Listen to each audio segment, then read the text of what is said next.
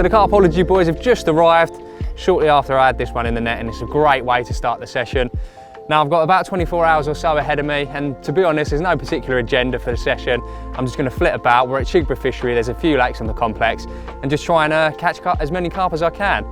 So I'm going to get this one back now, and then to be honest, I'm not sure what I'm going to do. I'm going to reassess my options, but I'm looking forward to the day ahead.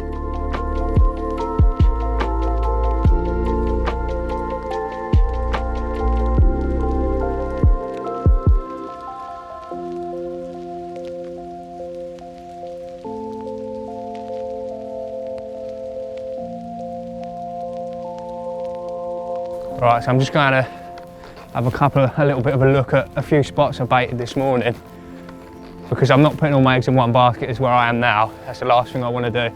So there's a few areas that I know they like to get in, and I'm just going to keep checking those throughout the day, because they might be feeding on that spot and not where I am at the minute. And then I'm going to flit around, travel nice and light, and see if we can make the most of any opportunity that I get over the course of today and tomorrow. Just in case, a little handful of bait closer in where I can see it. Bit of flake.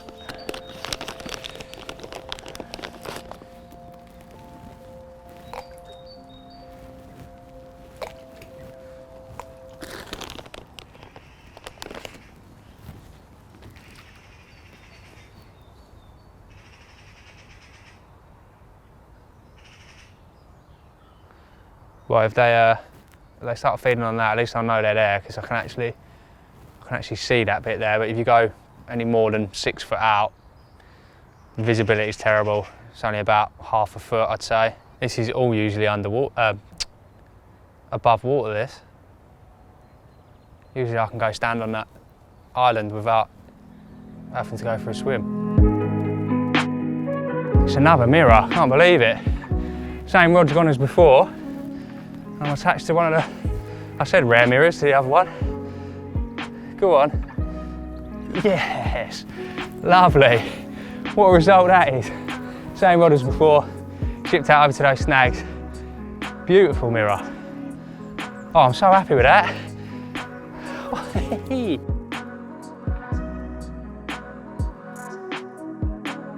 Right, I've got that fish safely in the net, but not to waste any time, just in case there are a few more over in that snaggy margin. I'm going to ship the rig out first. The same rod that's done me 2 bites, as usual, little handful of flake, and then 3 or 4 15mm boilies. So, Ronnie Claw, pink 𝘃𝗶𝗀𝗲 squid pop up. Just make sure that's sitting nicely.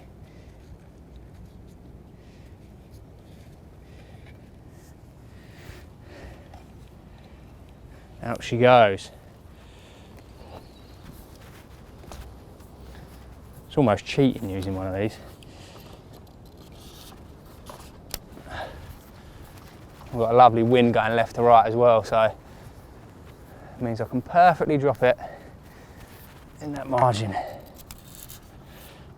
I do believe my arse crack is also hanging out.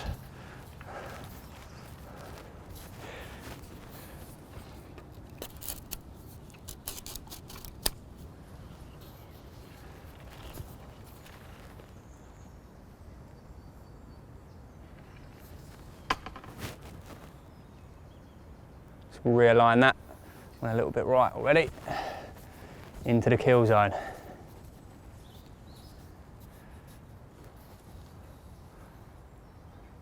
Drift over. Just waiting ever so slightly for that to drift.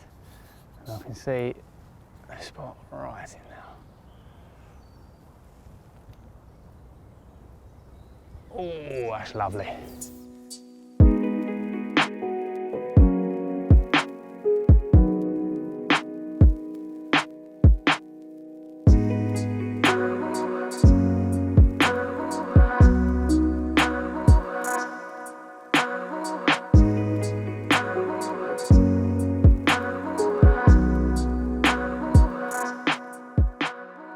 How about that for a cool carp? Second one of the day.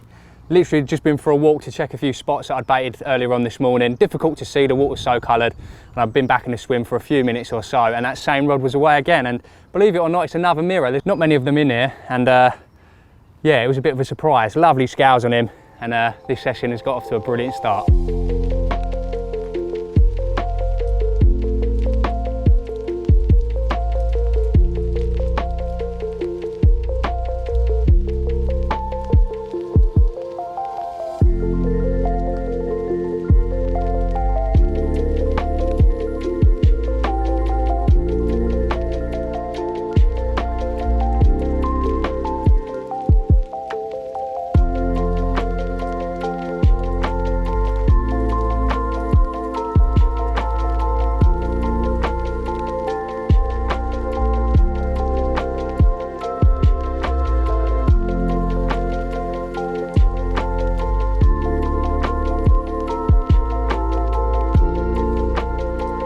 Okay, so I've just moved from the swim you saw me have those couple of fish from, more for the fact that I just got itchy feet. I think there was going to be another bite or two in that swim for sure, but my style of angling generally, I like being on the hunt, and I was quite excited to try and get one off the surface, to be honest. The weather's glorious today, and yeah, I went for a little bit of a walk. Found a few. They're not too up for having one off the top at the moment, so I've just settled on an area where I'm going to spend the rest of the night as well. And in terms of my approach, I've actually got one out on a chod at the minute. Not really my style of angling chods, to be honest with you. I'm much more about trying to find a lovely clear area in amongst some silt or some firm silt and presenting Ronnie claws, but there's so much detritus out there all around the sort of overhanging trees. It's just full of either dead silkweed or loads of rubbish on the bottom, so I'm going to feel the most confident using the chod. So I've got one out there at the minute on a chod, close to where I see fish, and then this has got to go out there too. In terms of the actual setup, I'm just using the leader chod system, so you almost get a little bungee effect there. It's fixed, it's actually fixed in place, so I think that aids in hooking properties too. You just slide that up and down where you need to. Yeah, and I'm really confident in that presentation. The other one is on a Zig, because I have seen a few floating close to the surface, so hopefully that's just under the top layers, but we'll see how it goes. I'm confident of a bite as we head into this evening. Going to keep my eyes on the water. I think there is going to be an opportunity to nick one off the top at some point, if not today, certainly tomorrow, and we'll see what happens.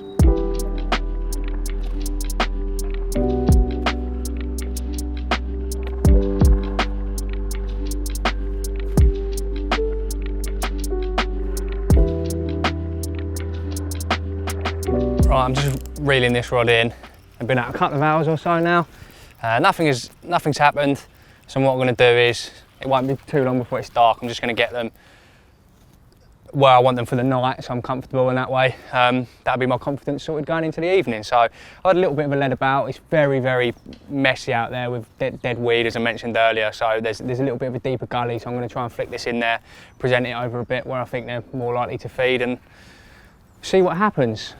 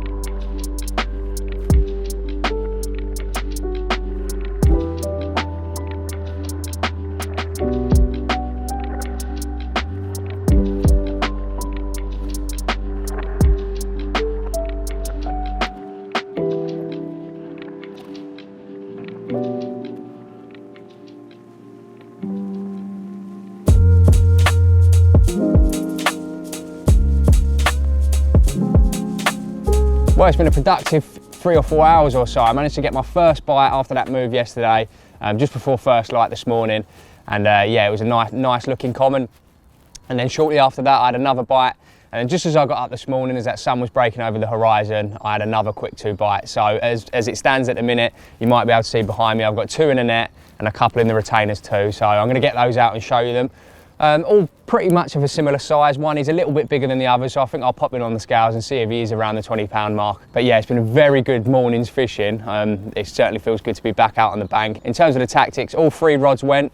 2 on the Chods, and then I actually had a Zig out yesterday on the 3rd rod. I swapped that in just as that temperature started to cool and just fished a little Ronnie claw and a stiff fluoro boom, just to somewhere where it felt a little bit firmer so it's presentable, and that's done me 2 bites as well. So all the rods have gone, it's all working, they've turned up.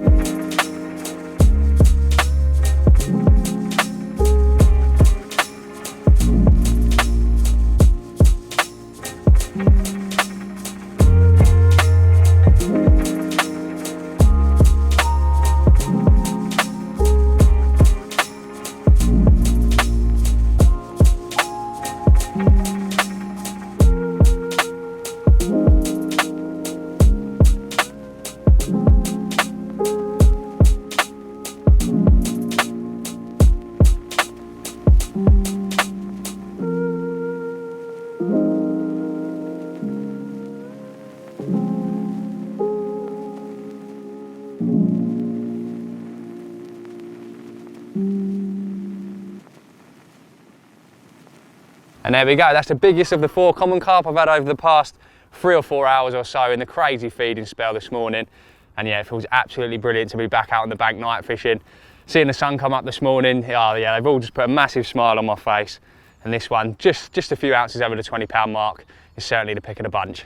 And there we go, just about to put him back. You can probably tell by that sun beaming on my face, the temperature is well up into double figures already. And after having those 4 fish, I've got itchy feet already. I really want to try and get one off the top today, so I think I'm going to start packing up, get those rods in, start going for a walk and see if we can finish the piece with one off the top. See you later, mate.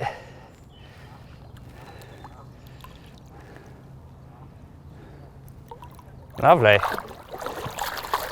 Oh, spring is here. Okay, so as I mentioned earlier, the plan for the rest of the day is to try and go and catch one off the top.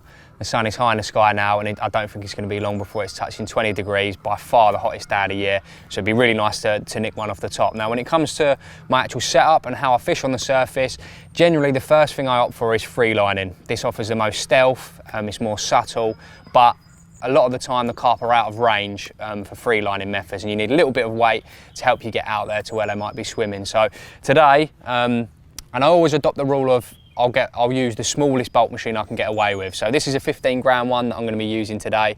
Still not too heavy, because the last thing I want to do, especially this is one of the first surface fishing opportunities of the year, they're still going to be slightly spooky, is not disturb them. So yeah, that's the reason why. The smaller the better, but this is still going to cast 40 yards or so. And I'll show you exactly how I set it up now. So the bulk machine itself, nice and simple. You've got this long tube. So I thread my main line, which is 10-pound Zig Flow. Always my choice of surface fishing hook link. Hook link and main line, that is, I should add. Yeah, so that's the bulk machine, threading on the main line like so. And then I take a quick change swivel. This just makes it really easy to change the actual hook link section, which I have plenty tied up before I come. Tie that on with a Palomar knot.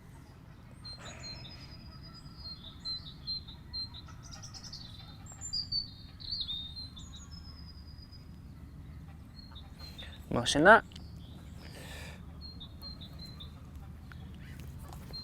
Nice and strong. Trim the tag end. And then that swivel actually just pulls into the butt of the bulk machine, locks in, nice and secure, and then you'll see that there's a quick change swivel on the end, and all that acts as is the loop in my hook link. Clip it over, pull an anti-tangle sleeve, and you're good to go. It's also worth noting that today I'm actually using a 10-foot X series rod in 3-pound. Yeah, so a nice balanced setup, GT4000, 10-pound Zig Flow. Gives me a little bit of a backbone. There is a little bit of weed present, so a 3-pound test curve. Some people say that is a little bit too heavy for a flow rod, but I just like having that extra bit of backbone in it, so if they do go into any weed, I can pull them through, no problem. And yeah, I've actually, for the main part of this session, I've also been using the 12-foot X series rods that I think they're due to land in shops anytime soon. I have to say, yeah, I've been really impressed with them. I do like a 12-foot rod. A lot of the waters I fish at the minute are required to fish at range sometimes. So yeah, 12-foot rod, and it's the first time I've used the X series, and yeah, I've been pleasantly surprised. As you would have seen me playing some of those fish earlier in the session. A good way to christen them. But anyway, onto the actual hook link. Again, 10-pound Zig Flow. It's exactly the same as what I'm using on the main line. Trim that off. But what I use is If they've been very finicky, I'll drop the hook size. So if they've been fished for quite hard through the summer and they're taking floaters very cautiously, generally the smaller the hook you can use, the more likely you are for them to get to take the bait. But my go-to is always a 10. If I am struggling and they're being very sheepish, then I will drop the hook size, but more often than not, size 10 floater claw does the job.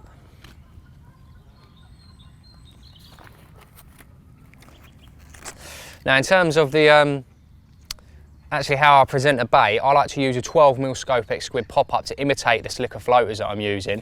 But a handy little tool for the job as well is that I actually take a clear zig screw, tie that on, slide that over the hook, and then to make sure that's really flush to the back of the hook so it's tight, I actually take a 𝘃𝗶𝗱𝗲𝗃 tool, core part of the bait out and then screw it on, and you'll see in a second exactly how tight that sticks to the hook.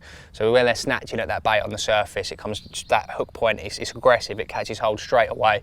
There's no big sort of hair, so there's not separation between the bait and the hook, and when they come up, more often than not, you see them take it and they get nailed straight away.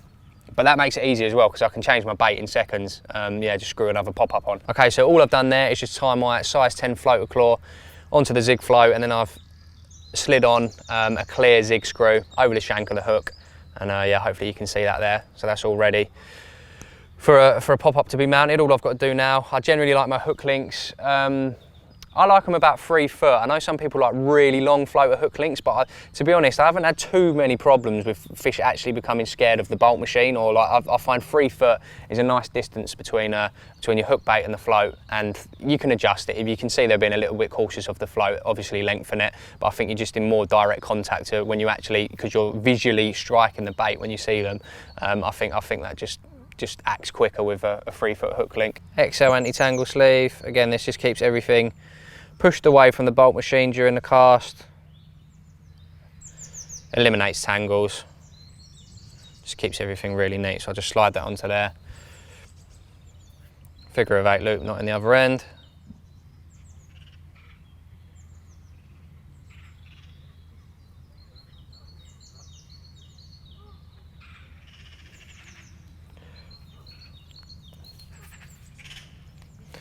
That's all right. Trim it off. I'll take my bolt machine.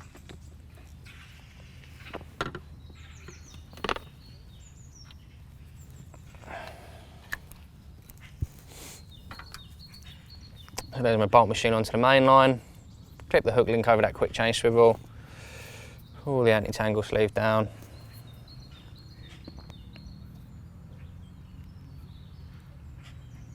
Over that, and then that's the finished surface rig setup. And all I've got to do now is core a little bit out of a 12mm 𝘃𝗶𝗱𝗃 squid pop-up, screw that onto the bait screw, and you're good to go. So when it comes to actually mounting the pop-ups to the zig screw, this is a 12mm 𝘃𝗶𝗃 squid pop-up. Neat little trick. Take a core tool, and all I'm doing is going into the middle of that pop-up, only by about 3 or 4mm, rotating it around like that, core out a small section of the bait.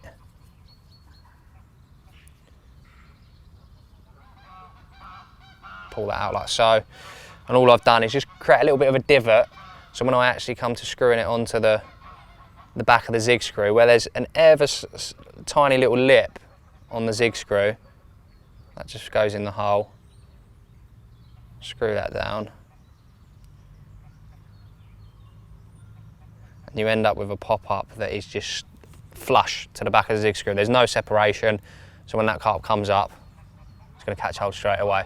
It's worked for me at least anyway.